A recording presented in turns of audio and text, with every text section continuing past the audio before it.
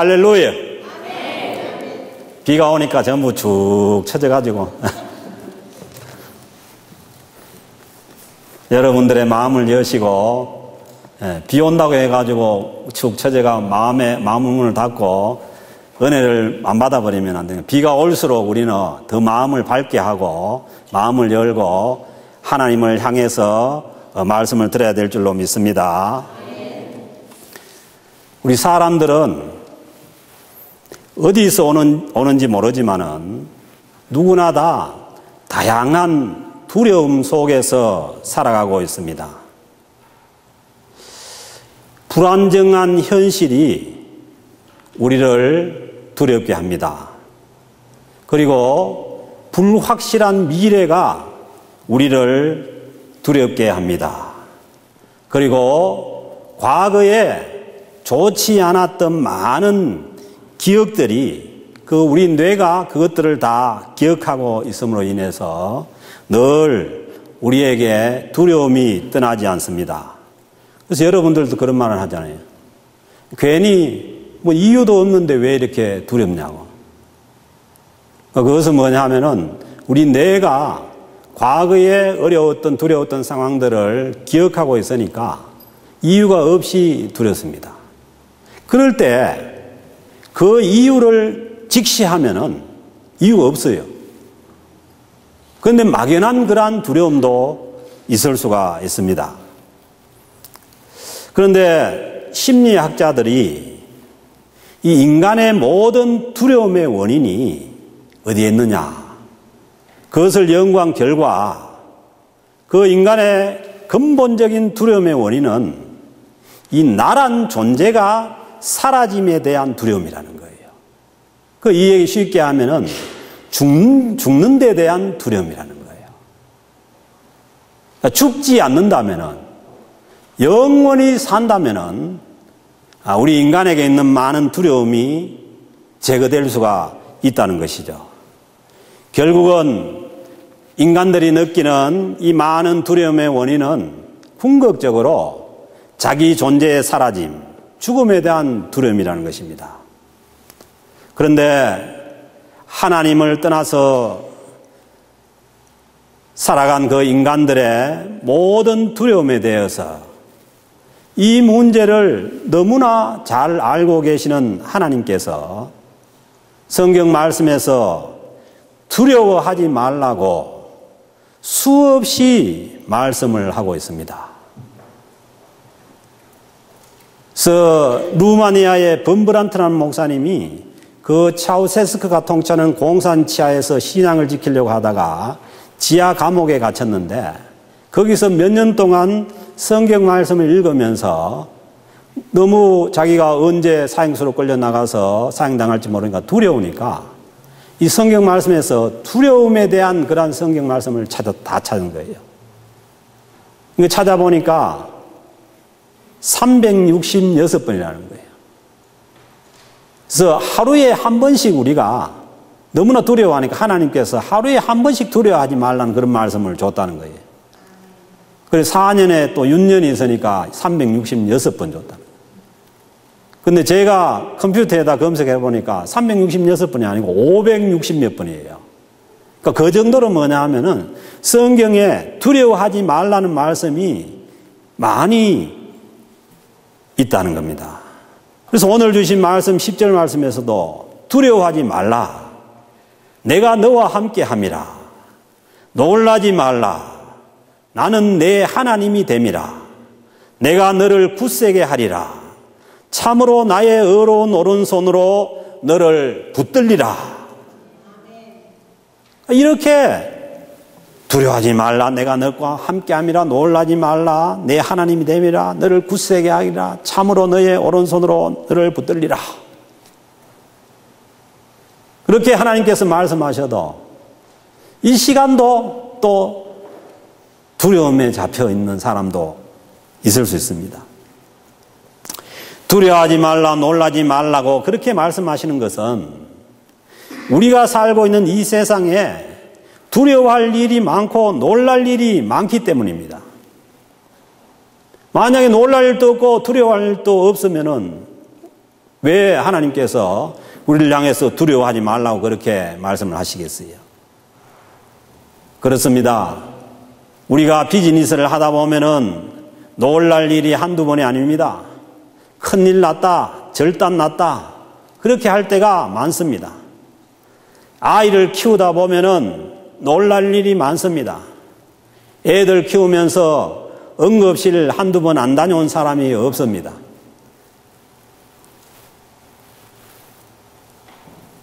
직장 생활 하시는 분들도 늘 불안합니다. 언제 레이오프 되느냐. 건강에도 늘 두려움이 큽니다. 목회도 마찬가지입니다. 목회를 하다 보면은 좋은 소식도 있지만은 놀랄 소식이 더 많습니다. 사람이 숨쉬고 사는 한 항상 두려운 일들은 존재하기 마련입니다.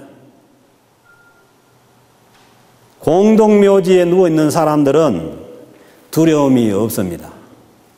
그런데 이상하게도 또 그 공동묘지에 가는 사람은 두렵습니다. 누워있는 사람은 안 두려운데. 신앙생활을 잘한다고 해서 두려운 일이 없어지는 게 아닙니다. 어쩌면 신앙생활을 열심히 하려고 할수록 두려운 일이 더 많습니다. 그렇잖아요? 오지에 선교사로 나가고 선교하러 나가면은 거기가 더 두려운 일이 많죠. 여기에 가만히 앉아 있으면은 두려운 일이 없어야 되는데 그래도 두렵지요.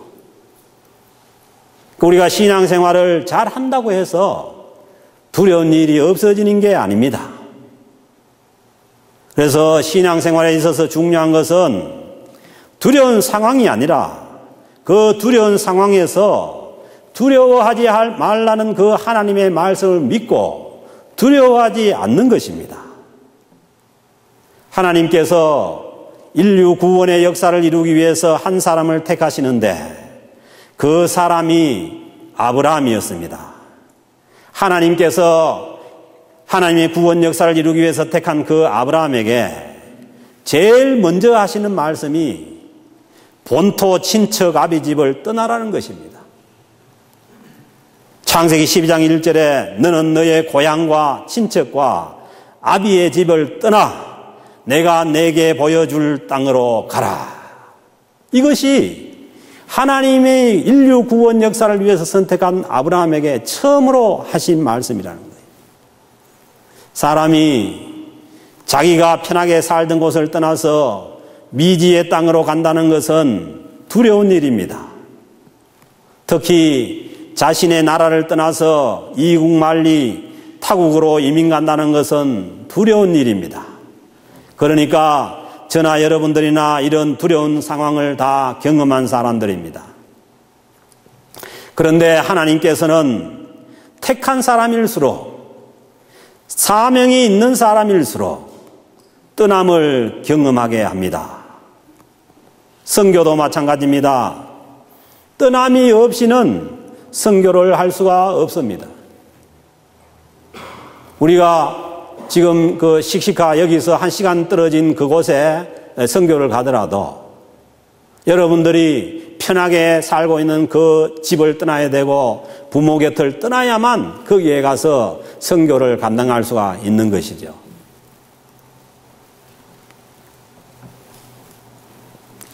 야곱도 형에게 쫓겨서 부모를 떠나서 바단 아람으로 떠나갑니다. 요셉은 형들 때문에 강제로 팔려서 애굽으로 떠나가게 됩니다. 구덩이에 빠뜨려져서 죽을 뻔한 두려움, 보디발의 아내 때문에 억울한 누명을 쓰고 감옥에 들어가야 되는 두려움, 남의 나라에서 감옥 그 밑창으로 던져진다는 것이 얼마나 큰 두려움이겠어요. 이런 두려움 끝에 애굽의 총리가 되고 이스라엘에 살던 자기 가족들을 구원하게 됩니다. 저는 지금 그 현대 우리가 살고 있는 역사 속에 이 사진핑이라는 이분을 굉장히 주의해서 봅니다. 왜냐하면은 그 사람이 자기 아버지가 중국의 부총리였어요. 그 부총리를 하다가 반혁명자로 몰려서 저 중국의 정말 그 산골에 들어가서 그걸 중국 사람들은 하방을 간다는 거예요. 거기에 가서 힘들게 살면서 사상 훈련을 더 하라는 겁니다. 그런데 그 지역에 가서 산 그 역사를 보면요, 이 사진핑이라는 사람이 16살 때 그 지역을 갑니다. 그 지역에 가서 그 사진핑이가 산 그런 그 흔적을 보면요, 어디에 살았냐면은 토굴 안에서 삽니다. 토굴 안에서. 굴 안에서, 굴을 파서 그 안에서 살면서 살았다고요. 몇 년을 살았냐? 7년 몇 개월 살았어요. 그러니까 여러분 16살 때부터 갔으면 23살에 나옵니다. 거기에서. 자기의 가장 중요한 청소년기, 청년기를 그 속에서 다 보낸 거예요. 그런데 그 사람은 거기에 그런 상황에 있으면서도 자기가 언젠가는 중국 대륙을 통치하게 될 것이라는 그런 생각을 가지고 그 현실의 삶에서 그 많은 사람들과 함께 흙을 퍼나르고 일을 하는 가운데서도 항상 현실에서 열심히 산 거예요. 그래서 꿈이 있는 사람들은 현실에서 열심히 사는 사람들입니다. 현실이 없고 그냥 막연하게 그냥 꿈을 꾸고 그거는 몽상이고 환상일 뿐입니다.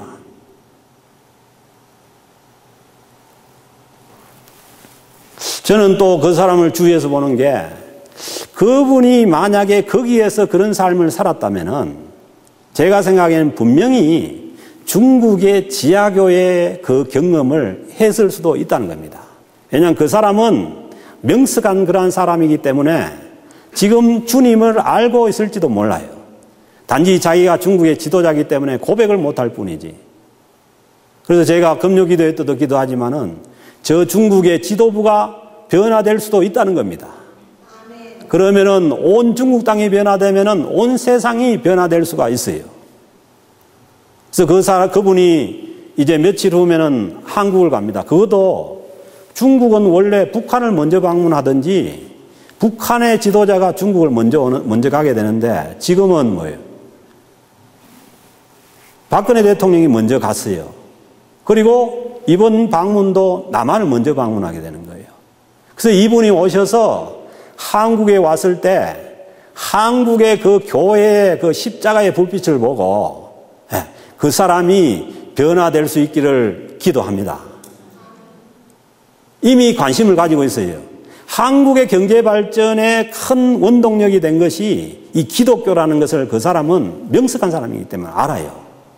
그래서 이미 중국에서 이 파견단을 만들어서 한국에 보내서 한국의 기독교가 뭔지를, 저 기독교의 정체가 뭔지를 이미 파악하고 갔어요, 그 사람들이. 그래서 그 사람의 생각이 변화되면은 중국이 변화되고, 그래서 중국을 통해서 이슬람권과 온 세상이 변화될 수 있는 그런 기회가 열릴 수도 있다는 것입니다.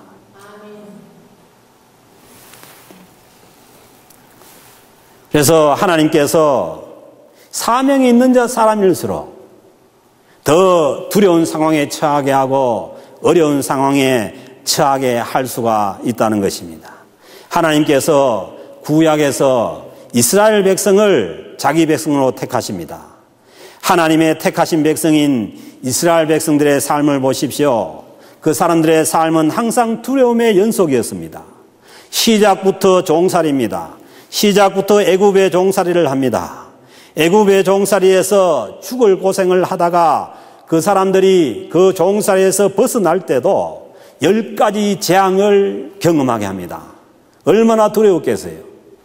그 10가지 재앙을 경험하고 나서 인도한 곳이 바로 홍해 앞입니다. 앞에는 검푸른 홍해 바다가 걸쳐 있고 뒤에는 애굽의 군대들이 쫓아오는 그 두려운 상황, 그 두려운 상황을 경험하게 하고, 그리고 광야 생활 가운데에서는 항상 먹을 것이 하루하루 떨어집니다. 마실 물이 떨어집니다. 사람이 여러 가지 두려움이 있지만은 먹을 것이 떨어지는 두려움, 이것도 큰 두려움입니다. 이런 모든 두려운 상황을 경험하게 합니다. 오늘 주신 말씀도 이 이스라엘 나라가 망할 날이 다가온다는 그런 두려운 소식입니다. 그 두려운 상황 가운데 이스라엘 백성에게 하나님께서 주시는 말씀입니다. 나라가 망하고 바벨론의 종살이를 하러 가게 되는데 얼마나 두려운 상황입니까? 그런데 이 상황에서 주시는 하나님의 말씀이 두려워하지 말라는 말씀입니다. 하나님께서 두려워하지 말라고 하니 두려워하지 말아야 되는데 이런 상황에서 어떻게 두려워하지 않고 우리가 살아갈 수가 있겠습니까? 오늘 주신 말씀을 보면은 우리는 먼저 자기 자신이 누구인지를 분명히 알 때 두려워하지 않을 수가 있습니다. 하나님은 이스라엘 백성을 하나님께서 택하신 백성이고 하나님의 친구라고 말씀합니다. 8절 말씀에서 말씀합니다. 그러나 나의 종 너 이스라엘아, 내가 택한 야곱아. 야곱은 이스라엘의 또 다른 이름입니다. 나의 벗 아브라함의 자손아. 이스라엘 백성이 두려워하는 상황, 위험한 상황에 처했을수록 하나님은 더 이스라엘 백성을 가까이 다가가고 더 가까이 가서 그들의 이름을 부르고 손을 잡아주십니다. 이사야서 43장 1절에서도 너는 두려워하지 말라. 내가 너를 구속하였고 내가 너를 붙잡았고 그리고 내가 너를 지명하여 불렀나니. 지명 아닙니까? 지명? 네. 한꺼번에 부르는 것이 아니라 한 사람을 지명해가지고 불렀다고요. 네. 어려운 상황이고 힘든 상황이고 나라가 망하고 다시 종살이를 해야 되는 상황이니까 하나님께서 더 가까이 다가가시는 것이죠. 이스라엘은 하나님께서 택하신 백성이기에 두려워하지 말라고 하십니다. 그렇다면은 신약에 예수 그리스도를 믿고 구원받은 하나님의 백성들은 어떻습니까? 하나님께서 우리를 하나님께로 부르기 위해서 하나님의 아들이신 예수 그리스도를 이 땅에 보내셔서 그분이 십자가에 달려 죽기까지 하셔서 우리를 하나님의 백성으로 부르신 것 아닙니까? 그러므로 예수 그리스도를 믿고 구원받은 하나님의 백성들은 내가 정말 예수 그리스도의 그 부르심으로 해서 보혈의 공로로 인해서 부르심을 받았다면 우리는 두려워하지 말아야 하는 것입니다. 구약의 이스라엘 백성들보다 몇 배, 수천 배 더 확실한 하나님의 백성들입니다. 이제 더 이상 백성 정도가 아니라 하나님의 자녀입니다. 그래서 예수님은 하나님을 아버지라고 부르라고 그렇게 하셨습니다. 그러므로 여러분 두려울 때마다 여러분 하나님을 아버지로 부르십시오. 그냥 하나님이 우리하고 멀리 있는 분이 아니라 우리 주 예수 그리스도께서 우리에게 가르치신 대로 하나님을 아버지로 부를 때에 우리에게 있는 모든 두려움이 다 사라질 줄로 믿습니다. 그 하나님이 우리와 함께 하시기에 두려워하지 말아야 합니다. 10절에서 말씀합니다. 두려워하지 말라. 내가 너와 함께 함이라. 전능하신 하나님께서 우리와 함께 하심을 믿을 때 우리는 두려워하지 않을 수 있습니다. 부활하신 주님께서 우리에게 어떻게 말씀하셨습니까? 우리와 세상 끝날까지 함께 하시겠다고 약속했습니다. 마태복음 28장 20절에 볼지어다. 내가 눈 있으면 바라는 겁니다. 내가 세상 끝날까지 너희와 항상 함께 있으리라. 그러므로 여러분에게 두려운 상황이 다가오고 두려움이 다가올 때 여러분 그 두려움을 피하지 말고 그 두려움을 직시하십시오. 직시. 그 두려움을 똑바로 쳐다보면은 그 두려움의 형체가 없으면 사라질 것이고 그리고 그 두려움이 정말 두려운 그러한 존재라면은 그 두려움 속에 살아서 역사하시는 우리 주님을 보게 될 것입니다.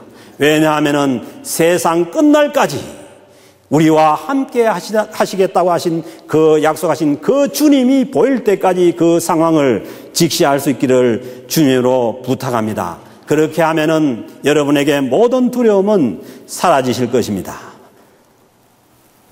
또 한 가지 두려움은 우리는 늘 실패에 대한 두려움입니다. 그러나 우리가 하나님을 바라본다면은, 우리를 구속하신 예수 그리스도를 바라본다면은 그 실패에 대한 두려움에서도 벗어날 수가 있습니다.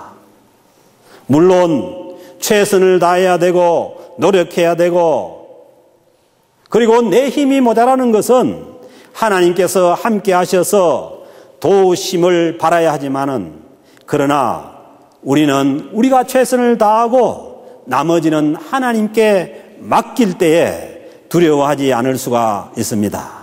노력은 내가 하지만은 결과는 하나님께 맡겨야 됩니다. 결과까지 내가 다 핸들링 하려는 것은, 그것은 월권입니다.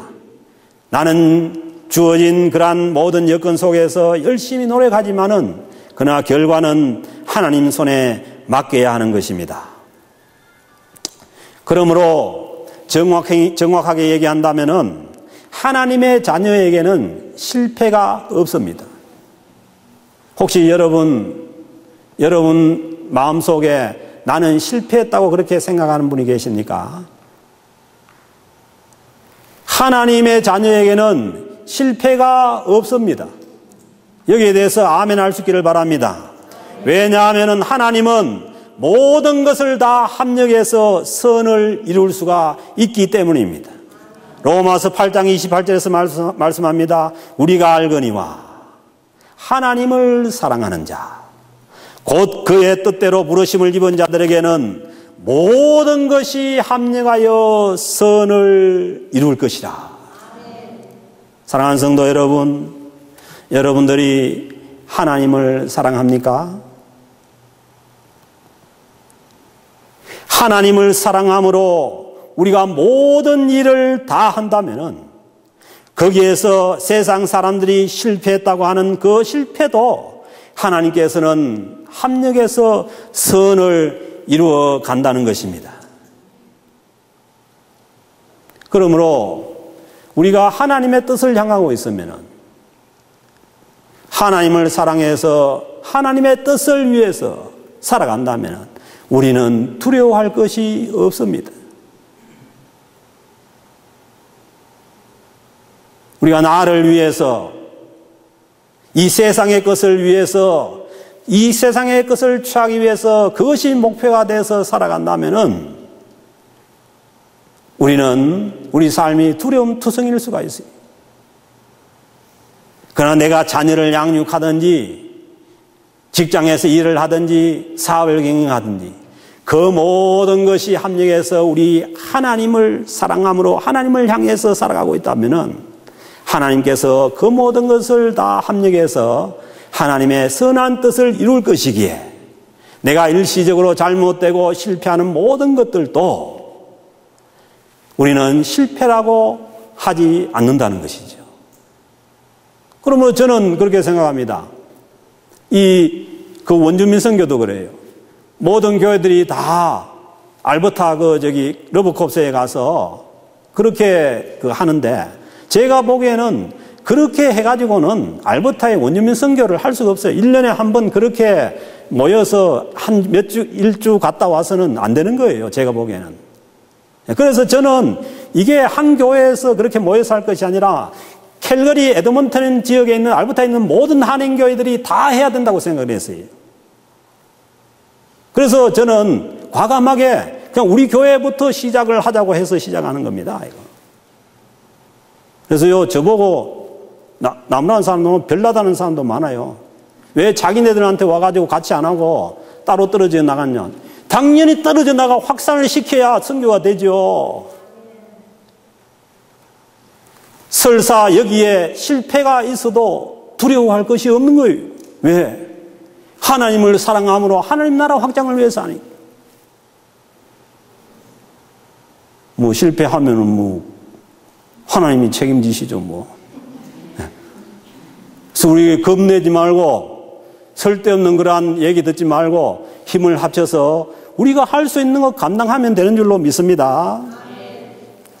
그렇습니다. 우리가 하나님을 사랑함으로 모든 일을 해나간다면 실패에 대한 두려움을 가지지 말아야 됩니다.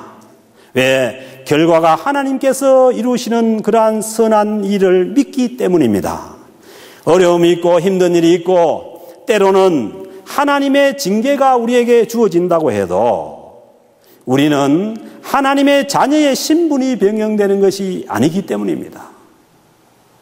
하나님께서 우리가 살아가다 보면은 잘못해서 우리를 징계하실 때도 있고 우리를 바른 길로 가게 하기 위해서 채찍질 하실 때도 있지만은 그러나 그때도 우리는 여전히 하나님의 백성이고 하나님의 자녀인 줄로 믿습니다. 그러니까 징계를 즐겨 받으라는 겁니다. 혹시나 나에게 어려움이 다가오고 징계가 다가온다고 해서 내가 하나님의 자녀에서 끊기는 게 아니냐. 그런 부모는 없습니다. 우리 하나님도 그렇지 않습니다. 지금 어려움이 있다고 해서 그 어려움이 계속되는 것이 아닙니다. 시련의 기간이 있으면 회복될 때도 있는 것입니다.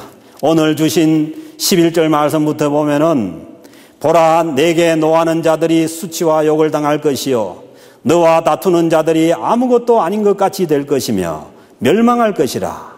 내가 찾아도 너와 싸우던 자들을 만나지 못할 것이요 너를 치는 자들은 아무것도 아닌 것 같고 허무한 것 같이 되리니 이는 나 여호와 너의 하나님 내 오른손을 붙들고 내게 이르기를 두려워하지 말라. 내가 너를 도우리라 할 것임이라. 너와 싸우던 자들은 만나지 못할 것이요 너를 치는 자들은 아무것도 아닌 것 같고 허무한 것 같이 되리니. 지금 나를 힘들게 하는 모든 것들도 흔적 없이 사라질 것이라고 말씀하고 있습니다. 그래서 바울 사도는 말씀합니다. 로마서 12장 19절에서 내 사랑하는 자들아 내 사랑하는 자들아 너희가 친히 원수를 갚지 말고 하나님의 진노하심에 맡기라. 기록되었으되 원수 갚는 것은 내게 있으니 내가 갚으리라고 주께서 말씀하시니라. 그러므로 나를 힘들게 하고 어렵게 하는 모든 자들도 하나님께 깨끗하게 맡겨버리면 끝납니다. 마지막으로 죽음에 대한 두려움을 없애기 위해서 주님께서 십자가에 죽으시고 부활하셨습니다. 주님께서 사망을 이기셨습니다. 이 이김이 하나님의 백성들의 승리인 줄로 믿습니다. 모든 인간의 궁극적인 두려움은 예수님의 십자가와 부활에서 해결이 됩니다. 예수님의 죽음이 나의 죽음이고 예수님의 부활이 나의 부활로 믿을 때에 죽음에 대한 모든 두려움이 사라집니다. 이미 우리는 예수 그리스도께서 십자가에 죽을 때에 우리도 죽은 것입니다. 주님께서 부활하실 때 우리도 부활한 것입니다. 이 진리를 아는 사도 바울은 갈라디아서 2장 20절에서 말씀합니다. 내가 그리스도와 함께 십자가에 못 박혔나니 죽었다는 얘기죠. 그런즉 이제 내가 사는 것이 아니요 오직 내 안에 그리스도께서 사신 것이라. 이제 내가 육체 가운데 사는 것은 나를 사랑하사 나를 위하여 자기 자신을 버리신 하나님의 아들을 믿는 믿음 안에서 사는 것이라. 구체적으로 주님의 십자가와 부활 안에서 사는 것이라는 것입니다. 우리가 주님의 십자가의 죽음과 부활 생명 안에 있으면 죽음에 대한 두려움도 물러갑니다. 죄와 죽음이 지배하는 이 세상에다가 뿌리를 받고 있으면은 언제나 두려움이 우리를 지배할 수밖에 없습니다. 우리가 이 세상에 발을 딛고 살지만은 구원받은 성도의 뿌리는 우리 주 예수 그리스도의 십자가와 부활에 박혀 있어야 되는 줄로 믿습니다. 여러분들의 뿌리가 흔들리는 이 세상 가운데 박혀 있다면은 언제나 불안할 뿐이죠. 그러나 변함없이 영원하신 우리 주 예수 그리스도의 십자가의 부활과 주님의 십자가와 부활에 박혀 있다면은 우리는 흔들리지 않고 두려움 없이 이 세상을 승리할 줄로 믿습니다. 부활의 삶을 소망하고 살아가는 하나님의 백성들에게는 모든 두려움이 사라질 것입니다. 그런데 문제는 이 모든 것을 알면서도 늘 우리의 고민은 이것입니다. 내가 이렇게 부족한데, 내가 이렇게 모자라는 사람인데 과연 하나님이 나와 함께하고 계시는 것일까? 내가 정말 하나님의 자녀가 맞는가? 그런 의심이 들 때가 많습니다. 그래서 오늘 이 14절 말씀에 보면 이런 의심을 하고 있는 자들에게 하나님께서 더 가까이 다가오십니다. 그 위기 상황에 있는 이스라엘 백성들에게 말씀합니다. 이 버러지 같은 야곱아, 너희 이스라엘 사람들아 두려워하지 말라. 나 여호와가 말하노니 내가 너를 도울 것이라. 내 구속자는 이스라엘의 거룩한 자이니라. 하나님께서 이스라엘 백성을 부를 때에 벌레 같은 야곱아, 버러지 같은 야곱. 개역 성경에서는 지렁이 같은 야곱아. 벌레나 지렁이는 항상 땅을 기잖아요. 그 지렁이는 보면 색깔부터가 좀 비참하죠. 그러다가 구멍만 있으면은 들어가 숨어버립니다.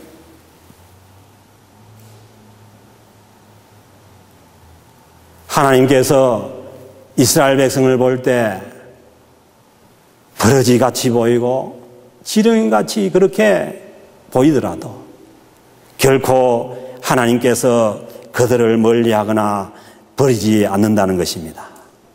벌레같이 보잘것없고 비천한 야곱에게도 함께 하시고 그 이스라엘 백성을 인도해 주신 하나님께서 오늘 우리가 부족하다고 하고 형편없다고 하지만은 우리들 놓지 않고 여전히 도와주시고 함께하고 계시는 줄로 믿습니다. 오히려 내가 얼마나 비천한지, 내가 얼마나 보잘것없는 것인지 모르는 것이 문제지. 내가 아무리 나 자신을 비천하다고 하고 버러지 같다고 지렁이 같다고 해도 우리 하나님은 우리를 하나님의 오른손에서 놓지 않을 것입니다. 징계가 있어도 자녀의 신분은 변하지 않습니다.